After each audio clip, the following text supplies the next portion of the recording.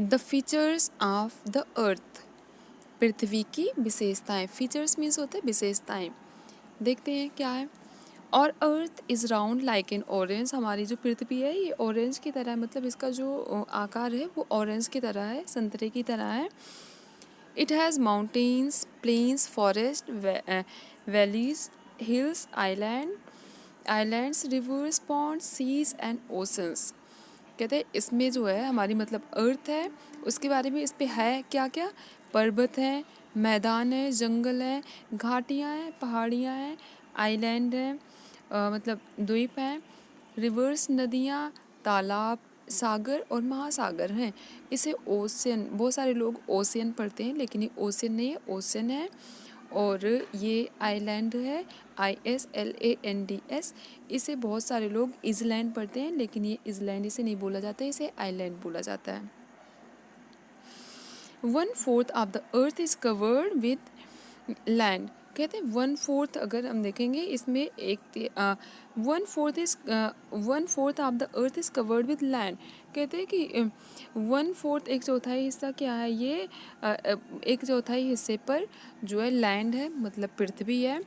3/4 of the earth is covered with water, और इसका जो मतलब अर्थ का जो 3/4 मतलब तिहाई हिस्सा, मतलब 3 हिस्से में अगर देखें तो वो जल से घिरा हुआ है। इसका मतलब ये है कि अगर पूरे अर्थ का अगर पूरे अर्थ को लें और इसे 4 भागों में बांटें तो उसके एक भाग में, मतलब एक भाग में अर्थ होगा आएगा, बाकी का जो 3 हिस्सा है वो पानी से घिरा हुआ है। नेक्स्ट हम देखते हैं land features. We all live on land, हम सब क्या है, लैंड पर रहते हैं, ज़मीन पर रहते हैं। It is not smooth and flat everywhere, ये क्या है, हर जगह स्मूथ नहीं है, सॉफ्ट नहीं है और फ्लैट नहीं है, समतल नहीं है, चपटा नहीं है।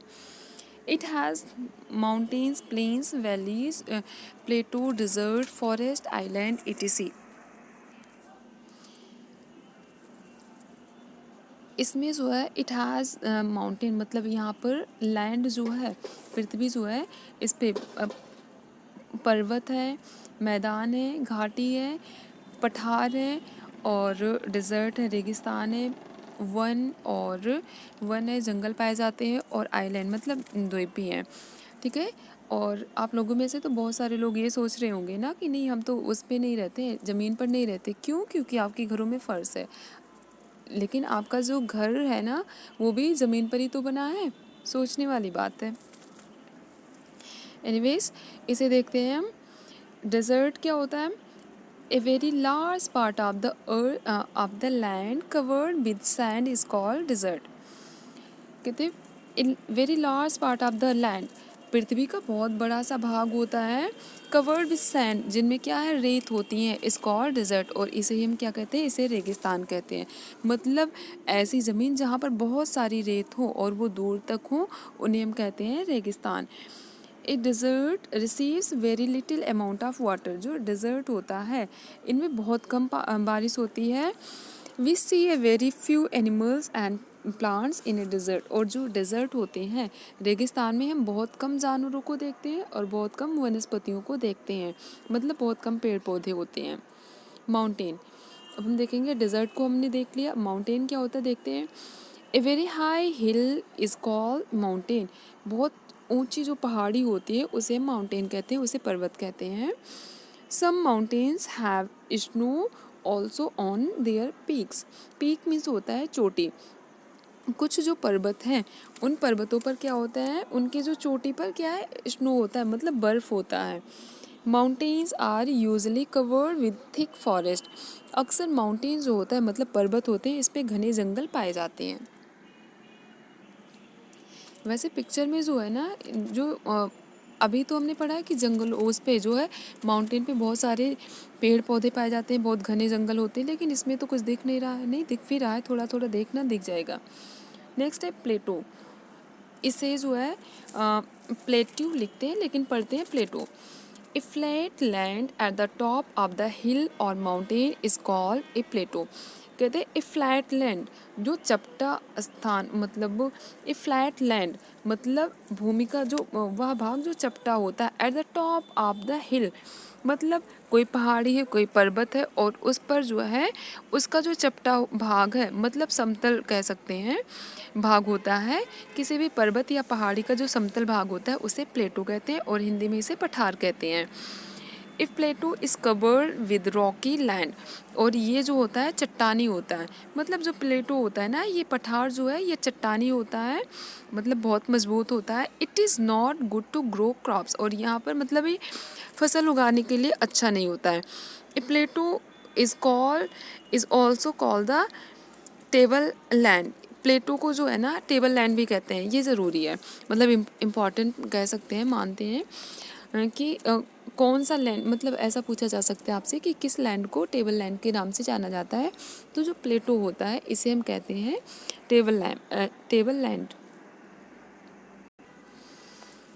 देखते हैं आईलैंड है next. A part of land surrounded by water on all it's sides is called an island. मतलब ए पार्ट ऑफ लैंड, ऐसा भूभाग surrounded by water on all it's sided, जो चारों तरफ से पानी से घिरा हुआ होता है, उसे हम आइलैंड कहते हैं, हिंदी में इसे द्वीप कहते हैं। An island has very pleasant weather. Island का जो वेदर होता है ना बहुत अच्छा मौसम होता है, बहुत सुहावना मौसम होता है। People from different places come here to enjoy. विभिन्न स्थानों से लोग यहाँ पर आते हैं, ठीक है, आइलैंड पर आते हैं इन्जॉय करने के लिए। जैसा कि इमेज में भी दिखाया गया प्लेटो और आइलैंड की इमेज है। हम देख सकते हैं कि इसमें देखो चारों तरफ से पानी है और ऊपर मतलब बीच में थोड़ी ज़मीन निकली हुई है, अर्थ है। नेक्स्ट है प्लेन, मैदान। A flat part of land is called a plain. कहते हैं flat land of part, flat part of land मतलब पृथ्वी का वह भूभाग जो चपटा होता है उसे ही हम क्या कहते हैं, प्लेन कहते हैं, मतलब मैदान कहते हैं। It is very easy to grow crops on a plain, और ये बहुत इजी होता है यहाँ पर, मतलब फसल उगाना बहुत इजी होता है, समझने वाली चीज़ है। प्लेटों पर क्या होता है, ये भी फ्लैट होता है और ये, लेकिन पहाड़ियों और पर्वतों पर जाकर जो समतल स्थान होते हैं, चपटे स्थान होते हैं, उन्हें हम कहते हैं वो उसे हम प्लेटो कहते हैं। लेकिन वो रॉकी होते हैं, मतलब वो बहुत मजबूत होते हैं, वो फसल उगाने के लिए अच्छे नहीं होते, मतलब हम वहाँ पर क्रॉप्स को ग्रो नहीं कर सकते हैं, फसलों को नहीं उगा सकते हैं। लेकिन जो प्लेन होते हैं यहाँ पर ये फसल उगाने के लिए बहुत अच्छा होता है। Many rivers flow through these plains, कहते हैं बहुत सारी नदियाँ जो हैं ऐसे मैदानों से होकर बहती हैं। A plain has a number of cities and towns. जो प्लेन है इसमें बहुत सारे क्या है, शहर होते हैं, बहुत सारे कस्बे होते हैं। प्लेन आर वेरी फर्टाइल, और मैदान जो है बहुत उपजाऊ होते हैं। नेक्स्ट है forest. 1, a very large area covered with tall and small plants is called a forest. कहते हैं बहुत बड़ा सा एरिया, बहुत बड़ा सा भूभाग जिनमें क्या है, covered with tall and small plants, मतलब जहाँ पर छोटे बड़े पेड़ पौधे होते हैं, वहाँ पर बहुत सारे छोटे बड़े पेड़ पौधे होते हैं। मतलब ऐसा भूभाग जो ढका हुआ होता है बहुत बड़े पेड़, मतलब बड़े और छोटे पेड़ से, उसे हम कहते हैं forest. There are different kinds of wild animals in a forest. विभिन्न प्रकार के जानवर होते हैं, जीव जंतु या फिर जानवर कह सकते हैं, रहते हैं जंगलों में। They make their homes in the forest. और जो विभिन्न प्रकार के जीव जंतु होते हैं, जानवर होते हैं, ये जंगलों में ही अपना स्थान बना लेते हैं, मतलब अपना घर बना लेते हैं। वैली, घाटी देखेंगे क्या होता है, very low land between two hills और mountains is called a valley.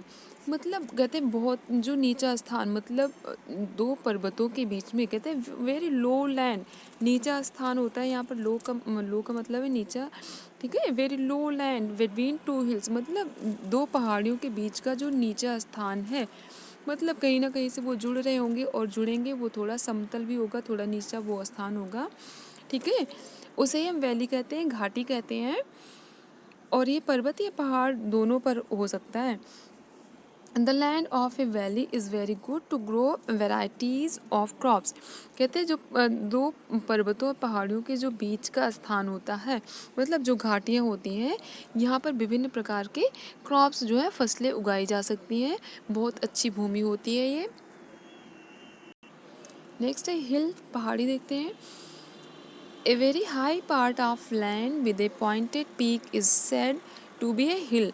कहते हैं very high part of a land, मतलब ज़मीन का वह भाग जो बहुत ऊंचा होता है, विद ए पॉइंटेड पीक, और वहाँ पर चोटी होती है, ठीक है, इज सेड टू बी ए हिल, उसे हम कहते हैं हिल, पहाड़ी कहते हैं।